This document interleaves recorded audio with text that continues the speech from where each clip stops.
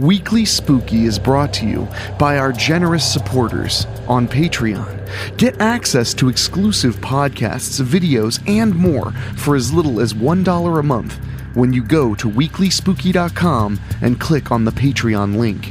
Your support has gotten us to 100 episodes, so join up today and help us create another 100 and beyond. Head over to WeeklySpooky.com and join the Patreon.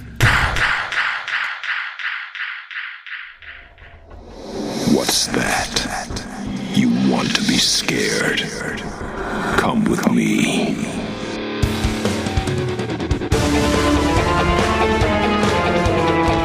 You will experience tales of horror, ghosts, and death. It is not recommended for the weak at heart. Listen in the dark. It's more fun that way. This is Weekly Spooky.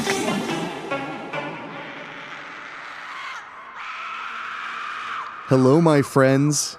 It's Wednesday, and that means it's time for a little spooky in your weekly.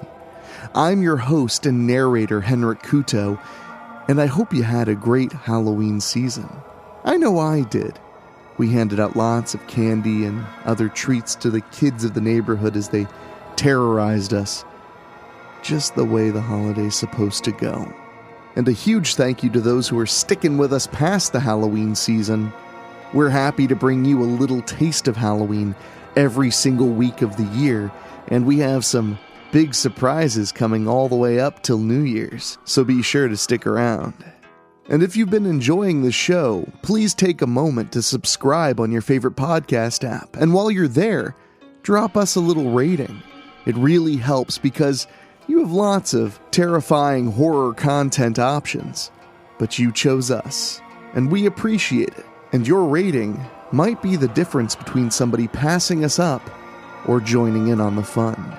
Speaking of joining in on the fun, if you go to WeeklySpooky.com, you can find all kinds of interesting and terrifying things, such as our merchandise store where you can get a Weekly Spooky hoodie, which you're going to need because, boy, is it getting cold out there. Or you could join up on our Patreon and get exclusive content, episodes of the podcast, photos, short films, and so much more for as little as $1 a month. It really helps us keep the whole show going, so give it a consideration if you don't mind. But tonight's show, oh, it's a scary one. This one is all about staying up late, doing things your parents tell you not to do, because they're worried you'll be scared. But what if they were right? What if it's not just scary? What if it's something more dangerous? So after a word from our sponsors, we're going to get right to the story. So enjoy, my friends. This week's episode is sponsored by Manscaped. Not much is spookier than seeing a hair-raising full moon. But luckily, Manscaped is here for you so you don't look like the Wolfman down there. When it comes to below-the-waist grooming, it doesn't have to become a slasher film. Manscaped is here to upgrade your grooming experience. Do you find the werewolf in your pants is howling? Well, it's time to tackle that problem with the Lawnmower 4.0. This finely tuned pube product features a cutting-edge ceramic blade to reduce grooming accidents thanks to their skin-safe technology. It's waterproof too, so no need to worry about getting slashed in the shower like Janet Leigh in Psycho. I personally received the Performance Package 4.0, which is the ultimate way to enhance your grooming, and you get a whole lot for your money. It also includes the Weed Whacker, a total game changer to your men's hygiene arsenal. The Weed Whacker is a nose and ear hair trimmer that provides proprietary skin-safe technology that helps prevent nicks, snags, and tugs in those delicate holes. I know that plucking my own nose hairs often makes me scream bloody murder. Manscaped even threw in 2 free gifts to their Performance Package 4.0, the Manscaped Boxers and the Shed Travel Bag. Honestly, Manscaped has a lot of great products worth checking out, so head over there and get something for yourself or a loved one. They've also been kind enough to sponsor us here, so show them some love and get 20% off plus free shipping with the code SPOOKY20 at manscaped.com. That's 20% off plus free shipping with the code SPOOKY20 at manscaped.com. Say trick or treat to your brand new Halloweenie. Now, my friends, on with the story. Phantasmagoria by Morgan Moore. "Good night, dear," a woman's voice says. She exits a bedroom and closes the door behind her, leaving only the small glow of a nightlight to keep the room out of total darkness. Stephen Whittington threw off the blanket that was on top of him and sat up on his bed. He looked over at the clock on his bedside table. 9:30. Stephen sighed. "This is going to take forever," he said as quietly as possible. Stephen carefully climbed out of bed and tiptoed to a small vent on the floor by his closet. The young boy pressed his ear to the metal of it and listened closely. Beneath his room was the family den and, due to the vent, gave Stephen the ability to hear anything going on below him. He concentrated and grinned when he finally picked up on his mother and father talking while watching TV. "All is good, for now," he whispered to himself. The boy stealthily plucked a pencil case and a notebook from a small desk by his window and laid down by the nightlight. He gave the clock a quick glance and shook his head. "Here we go again." Stephen had a secret. Every Saturday night, he stayed up late, very late, to watch his favorite show on television, Phantasmagoria. Phantasmagoria was a late-night show that aired every Saturday. The show was hosted by a person called Moloch. Stephen was both fascinated and terrified of Moloch. Their appearance, their voice, everything about them scared Stephen, and the show itself did so as well. Every week, Moloch would showcase a horror movie. In between the commercials, he would pop up and talk to the audience for a minute or two before going back to the film. Stephen, despite being terrified of the show both for its host and the films, simply loved it. He could never get enough and made sure he tuned in every week. Of course, he made sure his parents didn't know what he was doing. Even though it aired on Saturdays, Stephen's parents wanted him in bed before 10 so that they could be up early for church in the morning. Along with that, the Whittingtons didn't approve of horror films or anything closely related to them. Stephen could only imagine what the reaction would be if they ever found out that horror movies were his favorites. Not only that he stayed up supremely late, but that he was watching Phantasmagoria, a show that was not afraid to go into very intense places. He would be in major trouble, which is why Stephen handled every Saturday carefully, with a plan. After his mother would tuck him in, he would keep an ear open for when his parents would go to bed, almost always at 10:30. Once they went to bed, he would sneak downstairs and begin his ritual to prepare for the oncoming horror. Stephen would make popcorn over the stovetop, doing his best to make as little noise as possible. From there, he would grab a bottle of grape soda he always kept hidden under the shelf in the pantry. Then, he would go to the family den, closing the door behind him. He'd sit his mixing bowl of popcorn and soda down by the TV, wrap himself up in a blanket as if it was a cocoon, and turn on the television. Stephen always turned it on a few minutes before the show started. The station always led up to the program with static crackling before the show. Once the clock struck midnight, it would begin, and for at least 2 hours, Stephen was in paradise. Tonight was extra special. Moloch was hosting an all-night marathon in honor of something called Samhain. Stephen didn't really know what it was, other than that it was related to Halloween. No movies were announced, a normal practice of the show, but the previous week Moloch promised something very, very special. Stephen nearly gave away his secret ritual when he heard about it. To prepare for the special event, Stephen had made sure he got plenty of sleep throughout the week, went above and beyond getting his homework done before Saturday came around, and stockpiled a gym bag of his sodas and enough popcorn, oil, butter, and salt to keep him going all night. It was only a matter of time before the show began. Stephen looked over to his clock. It was 10:45. He groaned softly. Why aren't they in bed yet? He asked himself. Did they discover his secret? Did they know about the marathon and were planning to stay up until he was asleep? Stephen wasn't sure what to think. He was tempted to sneak down and see what was going on, but he talked himself out of it for fear of giving away what he was up to. Come 11 o'clock, there was still no sign of his parents going to sleep. Stephen sighed in depression. Maybe I won't get to watch. He started to get off the floor but paused. I hear something. I hear them. Stephen quickly went back to the vent and pressed his ear to it. His parents were turning off the television and were saying it was time for them to get going to bed.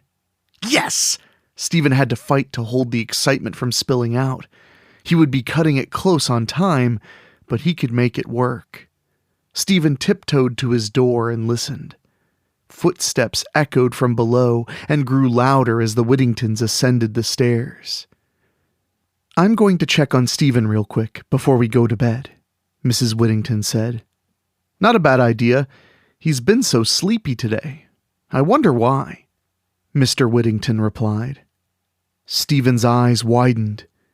He had to be careful and quick, or else everything would be ruined. The boy grabbed his notebook and pencil case and quickly got back into bed, shoving the two items under his pillow before tucking himself back in, positioning his body to where his back faced the door. His bedroom door cracked open, and he felt his parents staring at him. Stephen kept his eyes squeezed, real tight, and listened. He seems fine to me. I guess he was just tired today, Mr. Whittington said. Yeah, guess you're right. Let's let him get some sleep then, Mrs. Whittington said as she closed the door. Stephen opened his eyes. The boy stayed in bed, waiting until he heard his parents' door shut behind them and could no longer hear any noises from their room. His eyes shifted to the clock. 11:15. It was time. Climbing out of bed as carefully as before, Stephen made his way to his bedroom door. Stealthily, he opened it, making sure not to let it creak at all. He slid out of his room and closed the door behind him. With the quietness of a cat, Stephen made his way downstairs, through the living room, and into the kitchen. Time to get to work, he told himself, with a sigh of relief. With the precision of a master surgeon, Stephen went to work on his weekly Saturday ritual. First, he made his popcorn, the hardest step due to all the noise. His way around this was to drape a dish towel over the pot. It still made noise, but to him it lessened the volume.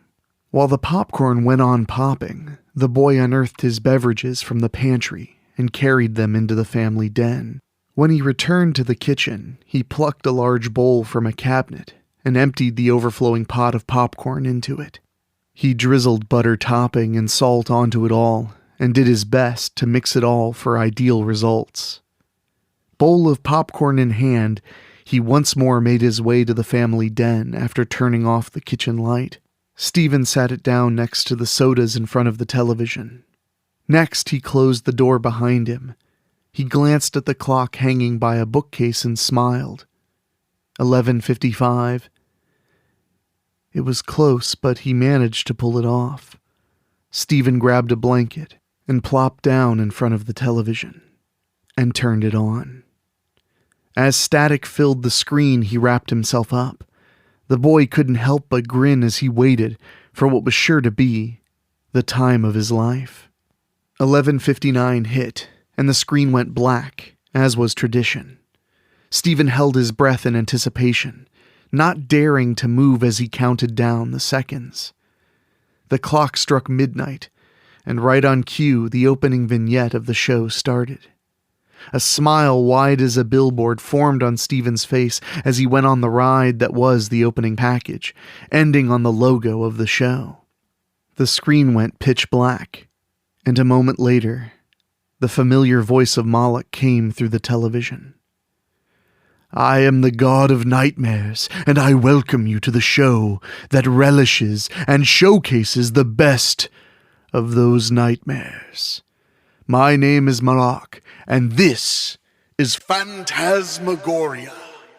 The screen became filled with the set of the show, depicting that of a cave whose walls were built from skulls. Sitting around the location were various medieval torture devices, skeletons hanging from the walls via chains, and a small table stood next to an antique chair, another skull resting on the surface. It was a set that alone could give you nightmares, but the most fearsome thing of all suddenly appeared out of the darkness. Moloch himself.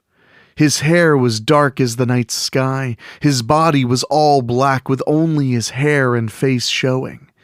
His face was pale white with blackened rings around his eyes and lips blacker than a tar pit. Accentuating the black were spots of red around the corners of his mouth, his eyes, and his forehead.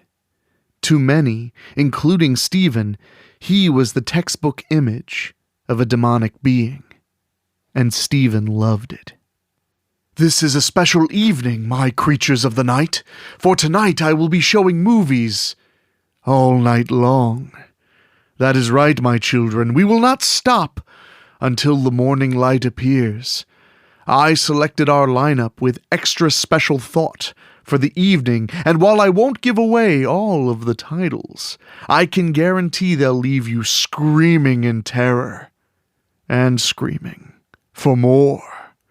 As a special treat, stay tuned for an extra special showcase of my horrifying abilities. But for now, let us move on to our first film." Moloch spoke in his normal, hypnotic yet frightful way, a smirk twitching at the corner of his lips as he went on about the evening. Stephen watched in gleeful terror as the films went on, his popcorn and soda slowly disappearing as the night continued. Films like Night of the Blood Freaks Part 4, Asylum No. 9, The Demons of Ludlow, and so many others. They terrified him half to death, but provided such a rush of danger and a thrill that nothing else could match. The night went on, and Moloch, as usual, would chime in every now and then to speak about the films or about the grand holiday that was Samhain. When the night was beginning to wind down and a movie called Frankenstein's Castle of Freaks ended, Moloch appeared standing in the middle of his domain. "My children, I hope you've enjoyed this most special of evenings. A sacred time when this world and the other world are connected. A time where we pay tribute to our gods and goddesses. A time of merriment. I told you I had something special planned for tonight. Well, that time has come. I am going to invite one lucky viewer into my sanctum to participate in a Samhain ritual." Stephen watched in anticipation. "Aw, man, I wish I could be there." Moloch moved his head side to side, looking for whoever it was he wanted to use. Suddenly he stopped, his eyes staring right down where the camera would be. Stephen felt his host's eyes staring through the camera, through the television screen, right into his. His body began to feel light, and his head became foggy, euphoric. Stephen stared back at the now grinning Moloch, getting closer and closer, until he was standing in front of him. Awareness came back. "What? How did I get here?" Moloch took hold of Stephen's chin, moving his head to stare into the boy's eyes. Once more Stephen became mesmerized. "Ah, yes, you will do fine, my dear boy. Come, follow me." The horror host grinned as he moved backwards, holding up an index finger to wave Stephen on. He followed his host, intoxicated by feelings of joy and fear as to what might happen. But this was what he wanted. He wanted to aid Moloch, to be on the show. Moloch led the boy to a stone altar. The horror host pointed to it. Stephen understood what was being asked and climbed on. As he did so, he noticed that there was an empty void around the altar, almost like a moat. "Lay down, my child," Moloch instructed. Stephen did as he was told. Once he was flat against the altar, Moloch stepped back from it and held his hands over him. "Samhain, Samhain, summer's end, summer's end. Samhain, Samhain, veil is thin, veil is thin. Samhain, Samhain, spirit friends, spirit friends. Samhain fire, Samhain night, Samhain magic, spirits light, spirits in light, spirits in sound, spirits within, spirits around. Ancestors, we call to you. Ancestors, we remember you. Ancestors, we honor you. Beloved dead, come, get fed." Suddenly, a great fire erupted from the void that surrounded the altar. Just as quickly as it came, it went, Moloch's lair plunging into darkness. A chuckle emanated from the lair. The lair came back into view. Moloch sat in his throne, a skull clutched in one of his hands. He raised it to his lips and tipped it back, sipping a liquid his audience could not see. The horror host lowered the skull and stared down the camera, smirking. "Well, my children, I believe I delivered on giving you all a very special episode in honor of Samhain. The show is over for tonight. Once more you have a reprieve from the evil that lurks in the celluloid of these terrifying films. Until we join in our horrifying communion again, I bid you all the most unnerving of nightmares."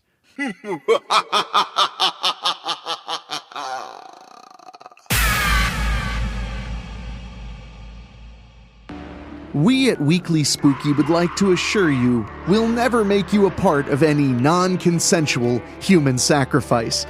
Did you enjoy that story, friends? I sure did. A nice way to cap off the season with a little bit of Samhain. And yes, I know I pronounced it Samhain at the beginning and Samhain later. That was honestly not a mistake. I would admit to a mistake.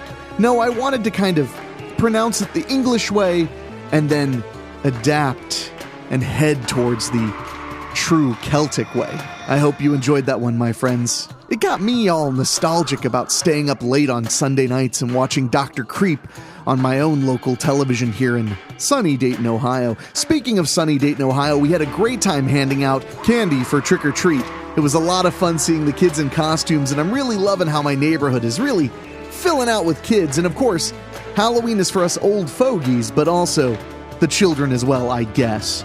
And speaking of people who are bringing joy to my life every day, huge thank you to everyone who's joined our Patreon. We've had a nice boost through the month of October, and if you're thinking about it, remember, you can get involved for as little as $1 a month, get exclusive content, and help us keep the spooky coming every single week. And I want to say a very special thanks to our Patreon podcast boosters, Gino Lyons, Karen Ouimet, Jeff and George Hilton, Craig Cohen, Rob Fields, and Kevin Fry. Thank you all from the bottom of my black heart. And remember, subscribe on your favorite podcast app or on YouTube, and leave us a rating. It can make a humongous difference for people who are on the fence about if they want to be terrorized by us. So anyway, my friends, I am out of time for this week, but you know I'll be back next Wednesday to terrify you a little bit more. So until then, for myself, For my producer Dan Wilder and my composer Ray Mattis, I will talk at you next time. Thank you for listening. Make sure to find your way back next week. But for now, you are safe. Trust me.